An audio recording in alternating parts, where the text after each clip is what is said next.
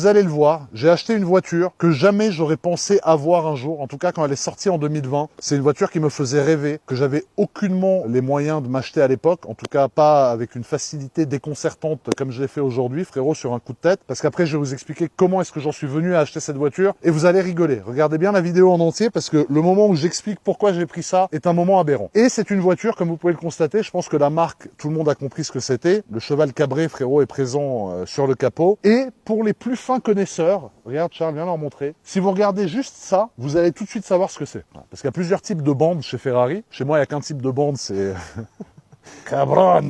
Non mais voilà, bref, pardon. Mais chez Ferrari, il y a plusieurs types de bandes et ce type de bande est attribué en particulier à un seul modèle de voiture, qui est une voiture que j'ai déjà, mais dans une variante un peu modifiée. Il manque quelque chose que l'autre n'a pas en fait. Donc du coup, je pense que Charles, qu'est-ce que t'en dis? Je pense que le mieux, frérot, c'est de la débâcher pour pas parler Shintok pendant 3 heures. On a tous hâte d'admirer ce qu'il y a sous la bâche, On a effectivement. tous hâte d'admirer ce qu'il y a sous la bâche. En tout cas, voilà, la bâche est très belle. On peut peut-être leur montrer l'arrière, parce que la voiture, elle est mignonne.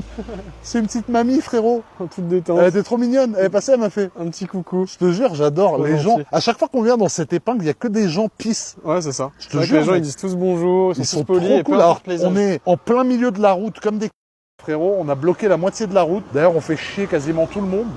Mais les gens sont cool. On est là à débâcher une Ferrari. Alors l'arrière, tu vois, elle a une bâche.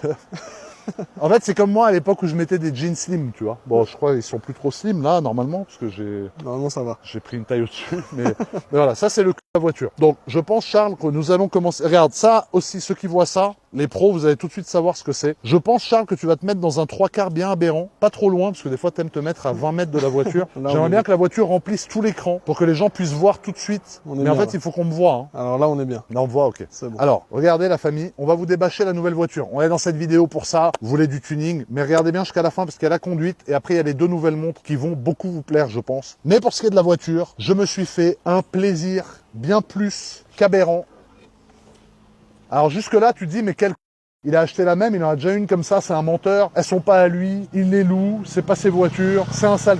Mais quand tu vas voir maintenant la petite différence qu'il y a avec la noire, c'est que celle-ci n'a pas de toit. Et c'est ça qui fait toute la différence de cette fucking voiture. Regarde Charles, viens leur montrer frérot le côté. On va la délivrer de ce jean slim un peu trop serré.